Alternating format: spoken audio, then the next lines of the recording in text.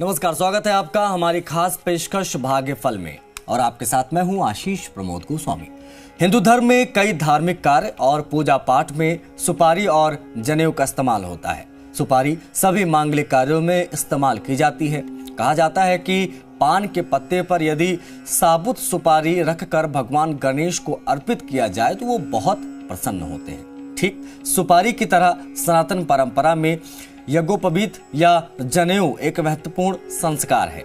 जनेऊ में पवित्र 3 धागे ब्रह्मा, विष्णु और महेश के प्रतीक होते हैं। तो चलिए जानते हैं सुपारी और जनेऊ के कुछ उपाय जिन्हें करने से आप कामयाबी हासिल कर सकते हैं। इस विषय पर हमें विस्तार से जानकारी देने के लिए हमारे साथ जुड़ रहे हैं ज्योतिष परिषद और शोध संस्थान अध्यक्ष ज्योतिषाचार्य पंडित पुरुषोत्तम गौड़ जी। आचार्य जी, स्वागत है आपका हमारी खास पेशकश भाग्यफल में।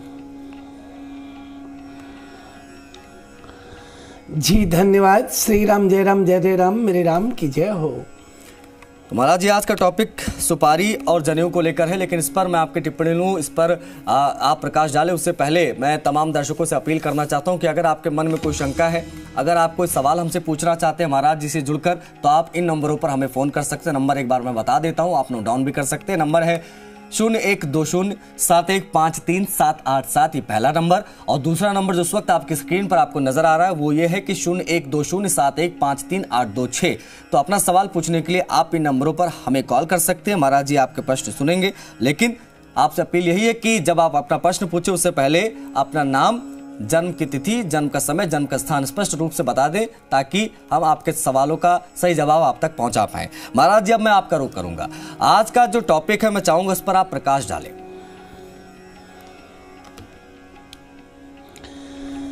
देखिए, आज का टॉपिक बड़ा महत्वपूर्ण है कि सुपारी और पान का तो संगम एक साथ रहता ही है। पान यदि हम खाते हैं तो पान पर सुपारी रखते हैं, तभी वो पान बहुत ही उपयोगी बनता है। और हमारे धार्मिक कार्यों में तो इसका बड़ा महत्व है। मांगलिक कार्यों में भी अभिन्न अंग माना जाता है सुपारी को और पान को। अत्यंत आवश्यक है पत्ते पर, पान के पत्ते पर साबुत सुपारी भगवान को अर्पण करने से बहुत प्रसन्न होते हैं। ठीक सुपारी की तरह सनातन परंपरा में यज्ञोपवीत और जनेऊ का एक बहुत बड़ा महत्वपूर्ण संस्कार माना जाता है। जनेऊ में पवित्र 3 धागे जो ब्रह्मा, विष्णु, महेश के रूप में देखे जाते हैं उनका प्रतीक होता है, उनका प्रतीक माना जाता है। ज्योतिष शास्त्र में सुपारी और जनेऊ से जुड़े बहुत सारे उपाय होते हैं और ये उपाय सिर्फ आर्थिक समृद्धि प्रदान करने वाले तो होते हैं, बल्कि कैरियर में सफलता दिलाने वाले बहुत ज़्यादा होते हैं। तो देखिए, आज का जो आपने आशीष जी यहाँ ये सुपारी और पान वाला महत्व की बात की है, इसके बहुत बहुत उपाय भी हैं। ये बल्कि संपूर्ण पत्ता पान का उसमें सुपारी रख करके भगवान को अर्पण करने से आर्थिक समृद्धि प्रदान करते हैं, बल्कि कैरियर में सफलता दिलाते हैं। तो इसके उपाय के बारे में बात करें, यदि आप कहीं किसी समस्या में फंस गए हैं या कोई रास्ता नहीं दिखाई दे रहा है, तो ऐसे में गणेश जी के रूप में आप सुपारी को और माता जी की पूजा करें और सुपारी पर जनेऊ बांध करके गणेश जी को अर्पण करने से आपके सभी संकट मुक्त हो जाते हैं। यानी पान के पत्ते पे सुपारी को जनेऊ से लपेट करके और गणपति को अर्पण करें तो आपकी सकल मनोरथ सिद्ध होगी और आपके संकटों से आपको मुक्ति मिलती है। तो बड़ा छोटा काम है लेकिन बहुत महत्वपूर्ण काम है। वहीं आपको बता दें कि आप अपने करियर को लेकर के बहुत ही संवेदनशीलता के साथ में हैं और कई बार प्रयास करने के बाद आपको करियर में यदि सफलता नहीं मिल पा रही है, ऐसे में आप शुभ मुहूर्त में एक पान के पत्ते पर घी में कुमकुम को डुबो करके और स्वास्तिक का चिन्ह बनाएं। अब इस पत्ते पर जनेऊ और सुपारी रख दें। इस पत्ते को बांध लें और अब आप इस पान को पत्ते को अपने कमरे में किसी ऐसे स्थान पर रखें जहां कोई छुए ना, छू ना सके। आपको कुछ ही दिनों में इस उपाय का असर दिखाई देने लगेगा। यदि आप अपने करियर को लेकर के बहुत संवेदनशीलता में करियर को देखना चाहते हैं और सफलता नहीं मिल रही है, तो आप ये उपाय कर सकते हैं। ये उपाय से आपको जरूर लाभ होगा। आर्थिक समस्या से जो लोग जूझते रहते हैं, तो सुपारी को जनेऊ के साथ अपने घर की तिजोरी पर आप रखें। जहां आप अपना धन रखते हैं वहां रख दीजिए। यदि आप चाहें अपने इष्टदेव को सुपारी और जनेऊ अर्पण करना चाहते हैं, तो आप अपने इस प्रयोग को अपनाइए। आर्थिक स्थिति आपकी समृद्ध और मजबूत बनेगी और वहीं आपको काफी भविष्य में करियर को लेकर के या आर्थिक दृष्टि से कमजोरी को लेकर के मुसीबतें और परेशानियों का सामना करना पड़ रहा है, उससे आपको मुक्ति मिलेगी। ये बड़े बड़े छोटे छोटे उपाय बड़े बड़े कार्यों से भी ज्यादा महत्वपूर्ण होते हैं और अपना प्रभाव दिखाते हैं। तो देखिए आशीष जी, ये बहुत ही महत्वपूर्ण आज आपने प्रसंग रखा है। मैं समझता हूं कि सभी दर्शकों के लिए बहुत ही फलित रहने वाला है। जाहिर तौर पर महाराज जी, सुपारी और जनेऊ के जो उपाय आपने बताए हैं, विशेष तौर पर ये हमारे जीवन में कैसे लाभकारी हो सकते हैं, इसको जानना बेहद ज़रूरी था। आपने बहुत ही सुंदर तरीके से इसके बारे में बताया, इस पर प्रकाश डाला। अब मैं तमाम दर्शक जो हमारे इस वक्त हमको देख रहे हैं महाराज जी, अब हम चाहेंगे कि एक एक करके सभी की कॉल अटेंड की जाए ताकि उनके प्रश्नों का जवाब आप दे पाए। मैं चाहूँगा कृपा करके आप पहले कॉलर जो भी हैं, आप अपना नाम बताएं, जन्म स्थान, जन्म का समय, जन्म की तिथि, और आप महाराज जी से बात कर सकते हैं। नमस्कार पंडित जी। जी नमस्कार। पंडित जी, मैं गोपाल प्रसाद गौतम बोल रहा हूँ। जन्म स्थान तो मथुरा है मेरा, परंतु डेट ऑफ बर्थ और समय क्लियर नहीं है। पंडित जी, मेरा सवाल ये है कि शनि की क्या प्रश्न पूछना चाहते हैं? सर, मैं ये पूछना चाहता हूँ कि जो शनि की दृष्टि स्टार्टिंग में दिक्कत ज्यादा देती है या अंत में, मेरी राशि कुंभ राशि है, तो क्या शनि का प्रभाव मेरे ऊपर चल रहा है और कब तक मेरा समय खराब है सर?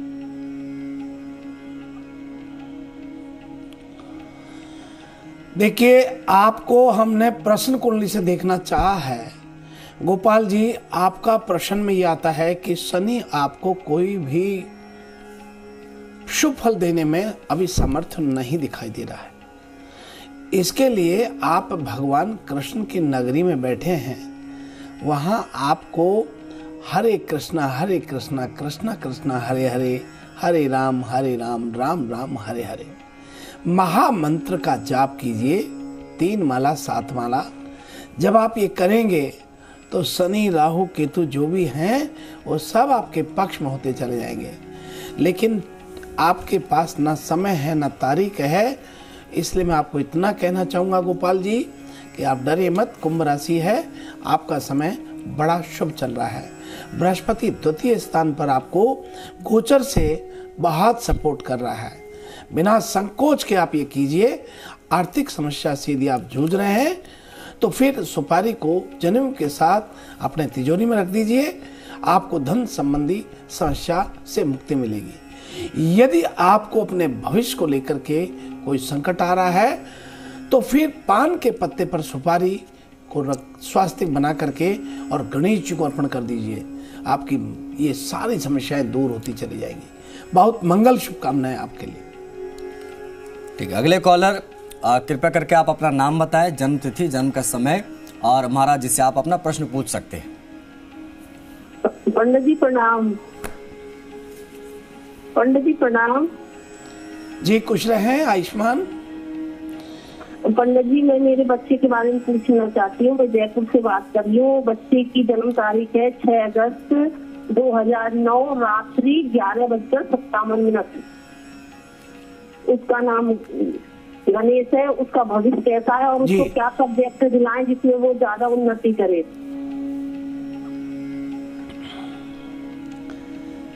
आपके बेटे को बहुत मंगल शुभकामनाएं हैं। आपके बेटे को आप बायो दिला दीजिए।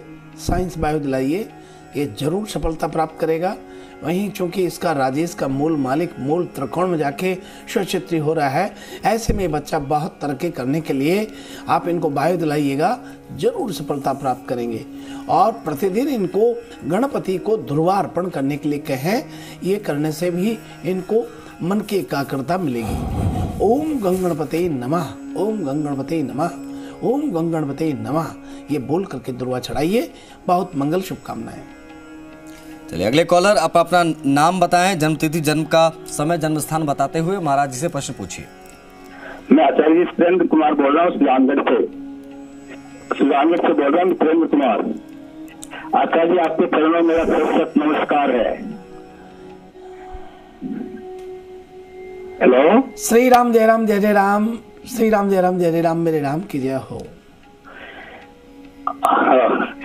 आचार्य, और 8 जुलाई 1954 सुबह 6 बजे का समय है, जन्म स्थान है रतनगढ़। तो ये पूछना चाहता हूँ मैं आचार्य जी, शनिवार को जैसे तिल चढ़ाते हैं तो दूध उस पे सीलिंग पे पहले चढ़ाते हैं या उसको बाद में चढ़ाते हैं? जैसे काले तिल है वो शनिवार को चढ़ाते हैं, तो उसके दूध है वो पहले चढ़ाते हैं या बाद में चढ़ाते हैं? पानी तो पहले चढ़ाते हैं, थोड़ा इसको बताएं।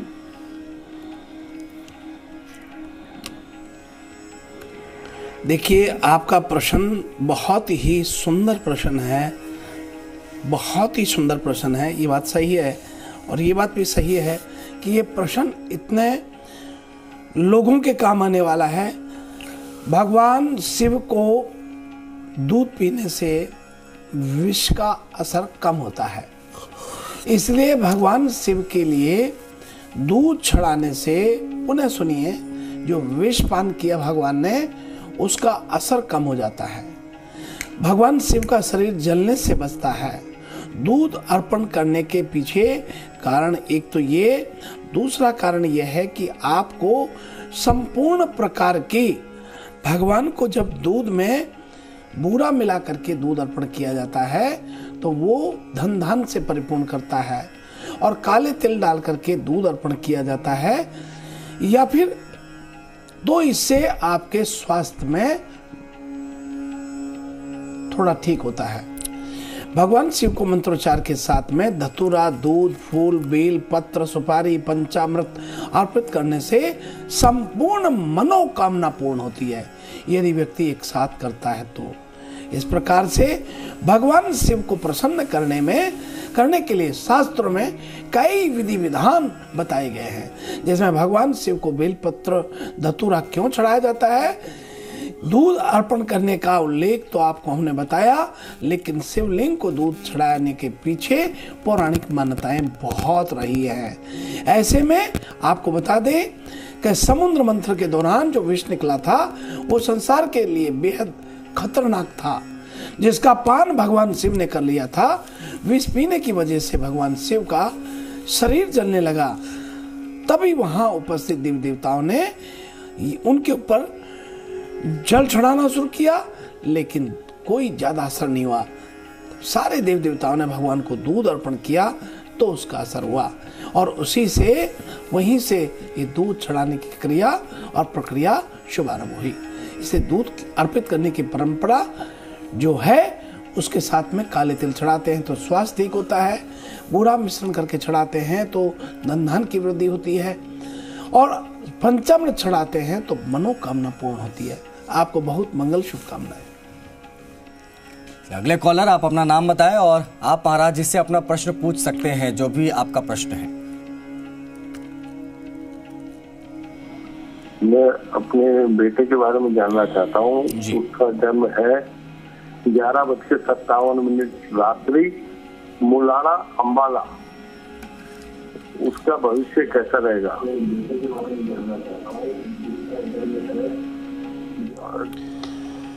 देखिए, आपके बेटे का भविष्य की बात करें तो इन्हें बहुत मंगल शुभकामनाएं। ये बेटा बहुत ही भाग्यशाली है और बड़ा ओजस्वी रहेगा। 2 बहन भाई होते हैं।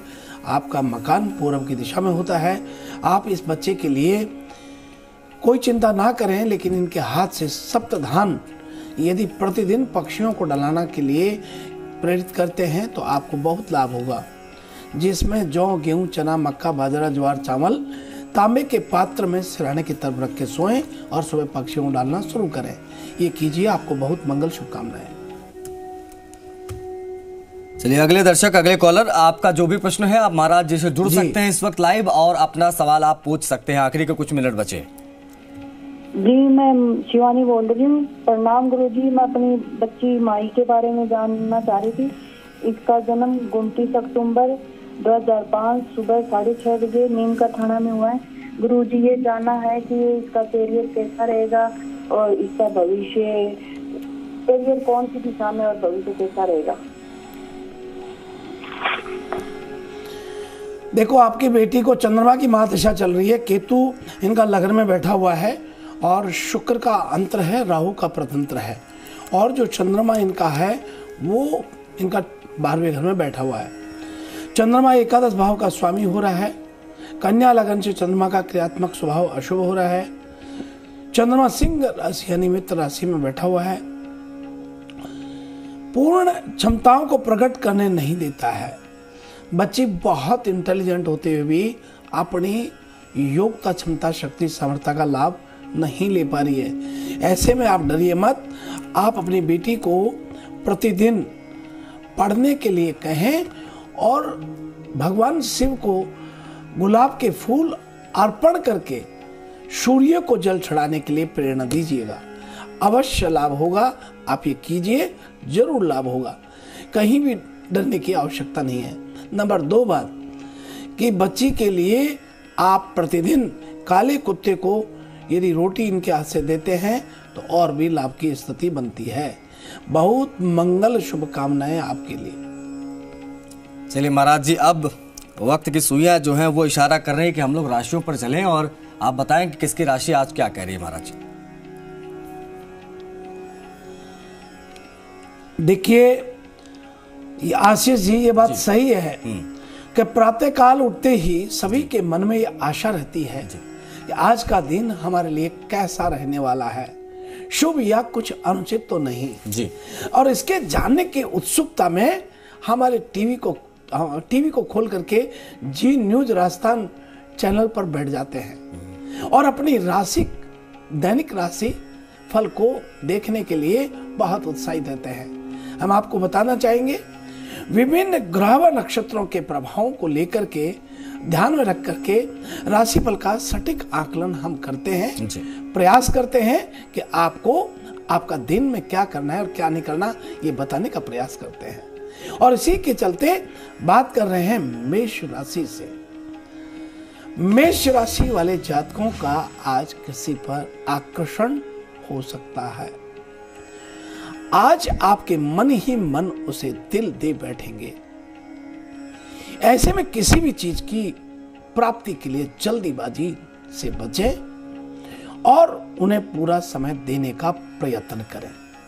वहीं आज आपके परिवार में सामंजस्य बिठा करके चलने से आपको लाभ होने वाला है। और भाई हम आगे बढ़ते हुए बात कर रहे हैं वृषभ राशि वाले लोगों की। आज के दिन किसी के साथ आपका लड़ाई झगड़ा होने की संभावना दिखाई देती है। इसे बिल्कुल ना करें, अन्यथा बात बहुत ज्यादा बिगड़ सकती है और बढ़ सकती है, जो बाद में आपके लिए प्रायश्चित व कष्टदायक रहने वाली है। और भाई हम बात कर रहे हैं मिथुन राशि वाले लोगों की। बाजार में किसी के साथ बैर भाव आज आपका हो सकता है, जिससे आपके नए शत्रु बनेंगे। किसी को भला बुरा कहने से बचें और सभी के साथ अपना व्यवहार संयमित बनाए रखें। और अब बात कर रहे हैं कर्क राशि वाले लोगों के लिए। आज शेयर मार्केट में यदि आपका पैसा कहीं लगा हुआ है तो उसमें लाभ मिलेगा। पैसा कहीं अटका भी है, क्षमा कीजिए, पैसा कहीं अटका भी है तो वापस आने की संभावना दिखाई देती है। आज के दिन धन प्राप्ति के पूर्ण संयोग बने हुए हैं। और अब बात कर रहे हैं सिंह राशि वाले लोगों की। कॉलेज में पढ़ रहे छात्र छात्राएं अपने काम में कम रुचि लेंगे।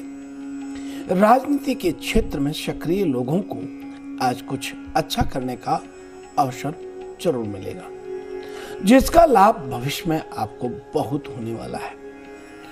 और अब बात कर रहे हैं कन्या राशि वाले लोग। किसी दोस्त से बेवजह ही अनबन हो सकती है, इसलिए अपने मन पर नियंत्रण रखें, कुछ भी उल्टा ना बोलें। आज परिवार का माहौल धार्मिक बना रहेगा। और अब बात कर रहे हैं तुला राशि वाले लोग।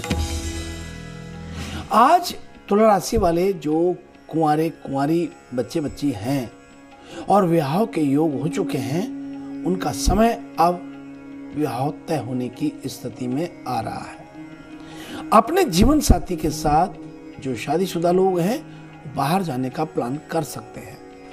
आज का दिन आप दोनों के लिए बहुत शुभ रहने वाला है।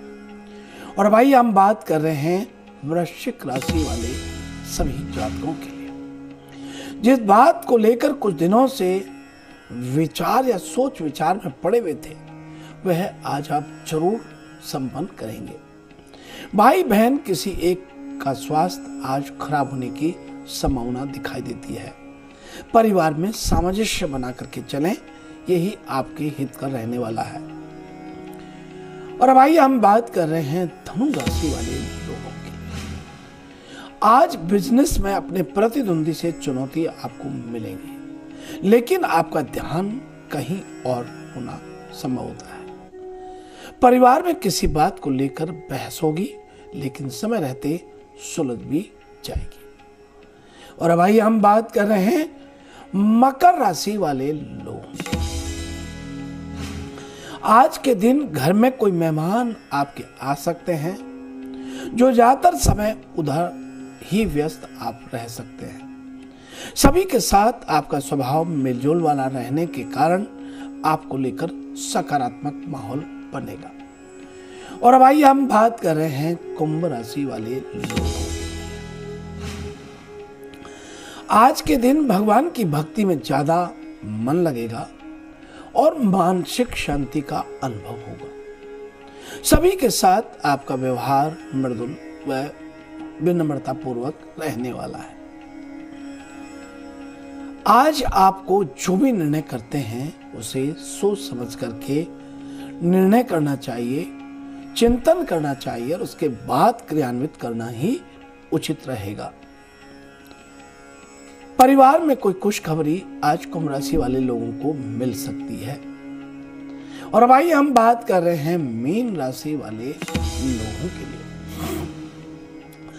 आज आप यदि व्यापार में हैं तो व्यापार में कुछ समझौते नए हो सकते हैं, जो आपको लाभ की स्थिति में रहने वाले रहेंगे। कुछ चीजों में खर्चे आज आपके बढ़ सकते हैं, लेकिन वह इतने मायने नहीं रखेंगे, क्योंकि आप बहुत वित्तीय प्रबंधन को लेकर सावधान सावचेत हैं। इसलिए आपके निर्णय आज आपको सराहनीय बनाने में बहुत सहयोग करेंगे। यह है आज का हमारा अपना राशि फल।